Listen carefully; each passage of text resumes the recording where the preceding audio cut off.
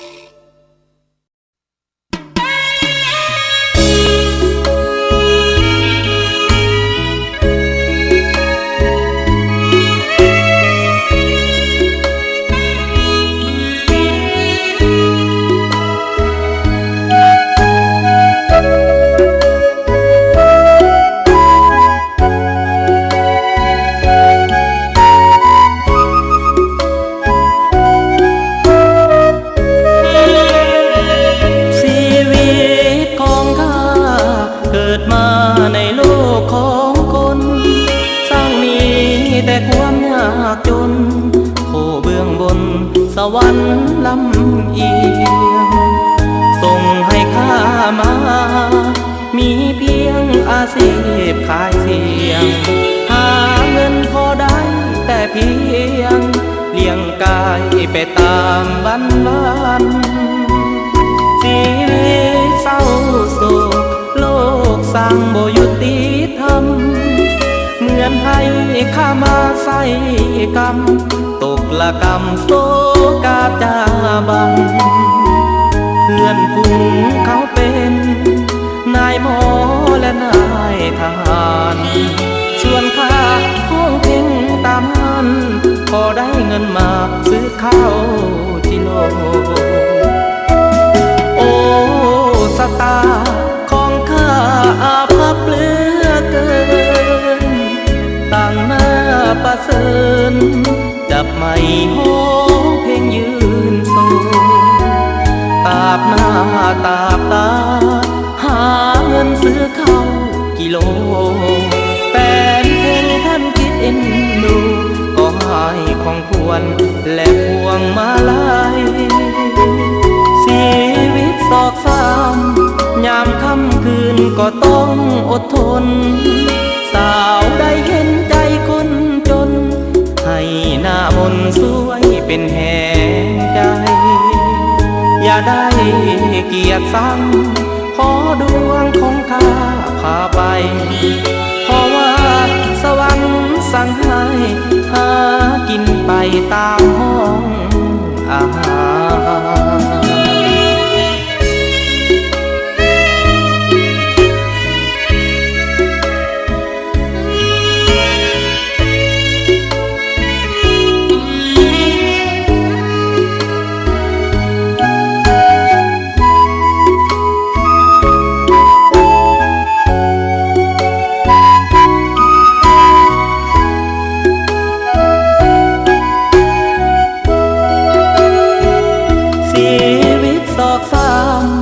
ยามค่ำคืนก็ต้องอดทน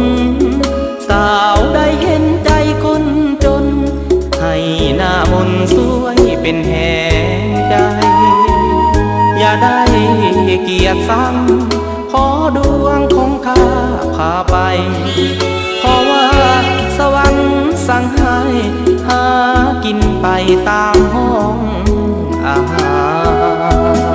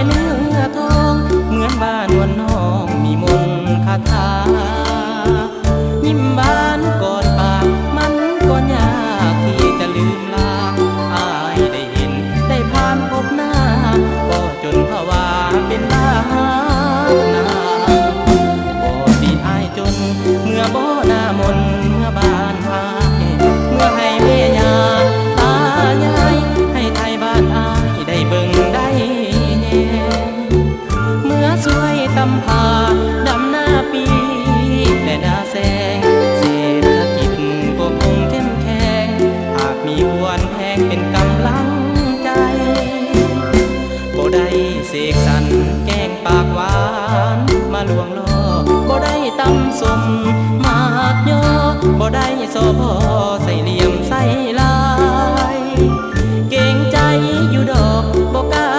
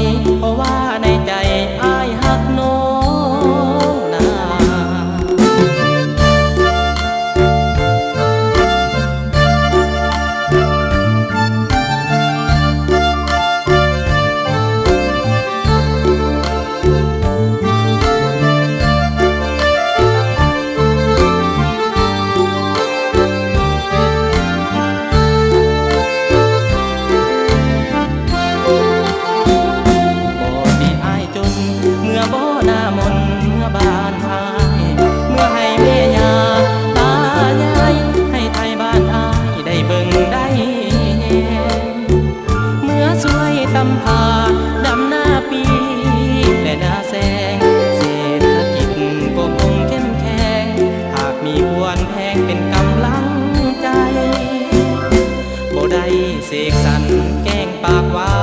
นมาลวงล่อบ่ได้ตำสมมากย่อบ่ได้โซพอใส่เหลี่ยมใส่ลายเก่งใจอยู่ดอกบ่กล้าสิบอกจนอดเกือบตายแต่ก็ยังทนบ่ไหวเพราะว่าในใจอ้ายหักน้องนา เ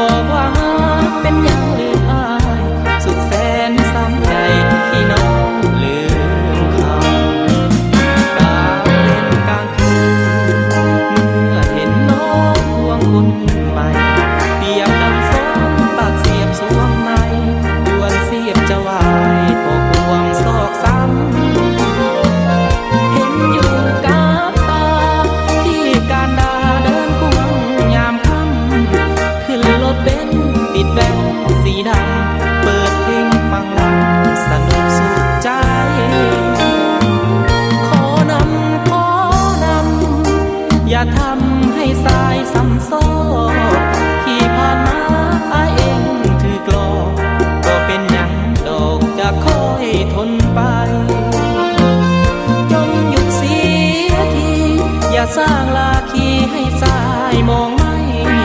บาปเวรกรรมสักกรรมเมื่อใดอย่าน้องซ้ำใจคืออายผ่านมา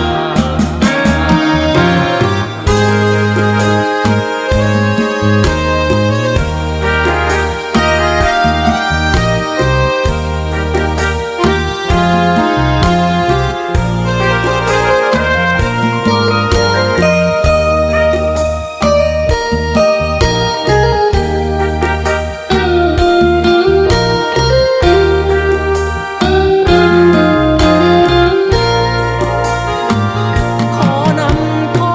นำอย่าทำให้สายซ้ำซ้อที่ผ่านมาอายเองถือกลอกก็เป็นหยังดอกจะคอยทนไปจงหยุดเสียทีอย่าสร้างลาคีให้สายมองไม่บาปเวรกรรมสักกรรมเมื่อใดอย่าน้องซ้ำใจคืออายผ่านมา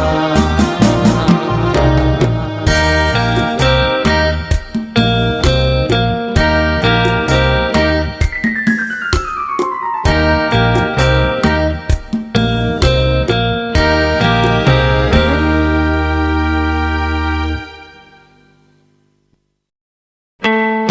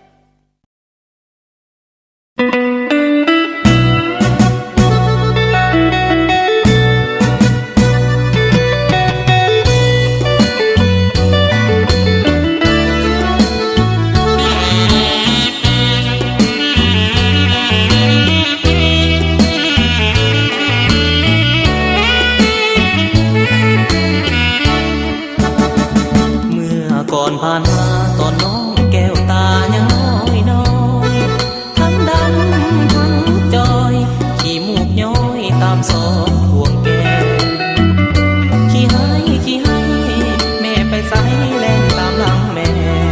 เขาเอิ้นเจ้าว่าอีแลมักลิ้นแต่ผมฝุ่นเปื้อเปื้อนแต่มาวัดนี้ต่างกับก่อนพี่จังแม่นคักพอเห็นปึ๊บคอยลงมักเจ้างามหน้าหักหน้าแพงหน้ายืนขึ้นสาวอ้อหน้าตาตลกยังงามเหมือนเดิมสาวใดใสจะเปรียบเหมือนอีแม่ควรเยือนสุดแสนโสภาโอ้ขี้อุ่นหากอายประจงมาเกี่ยวคงบ่เห็นตา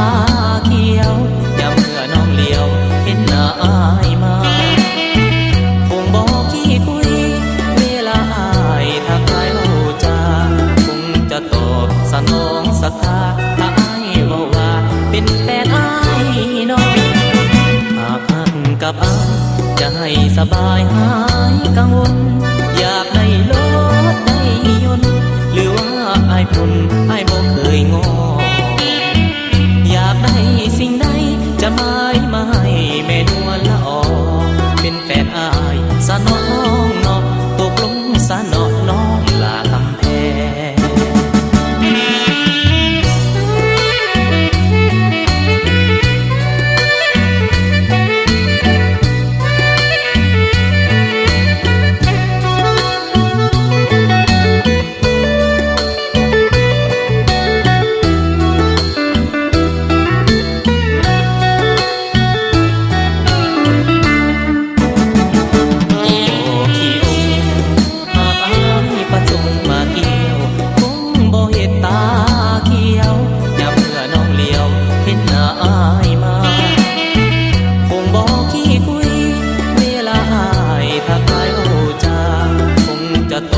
สนองศรัทธาถ้าอายเว้าว่าเป็นแฟนอายน้อง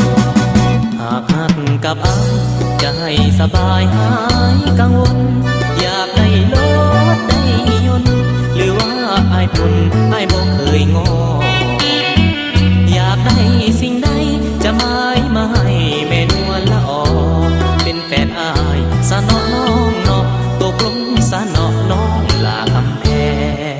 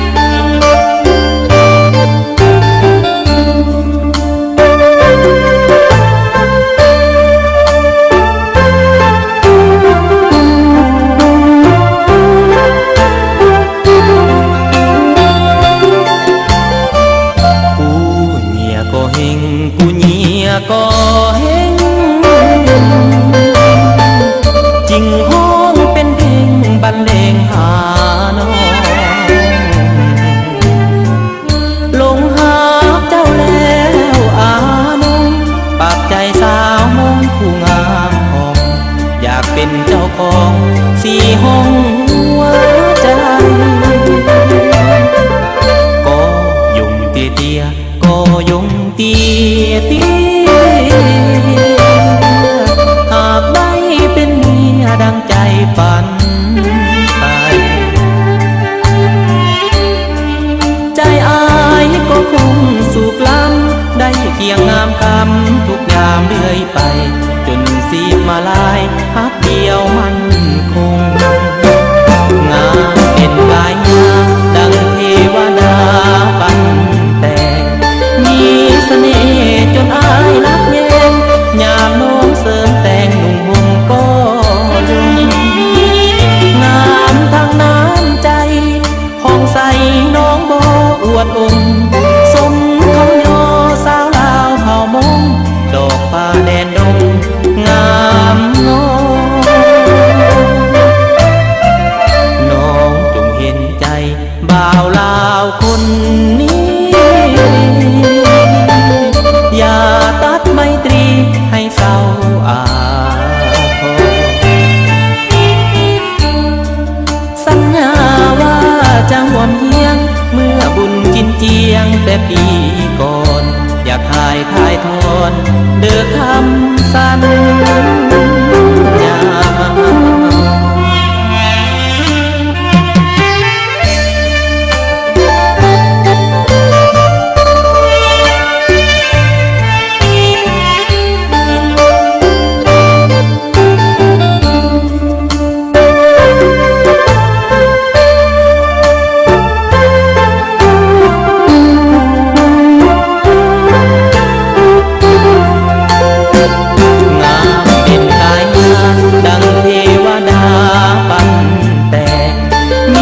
เสน่ห์จนอายรักแยงยามน้องเสริมแต่งหนุ่มห่มก็ลุงงามทางน้ำใจผ่องใสน้องบ่อวดองค์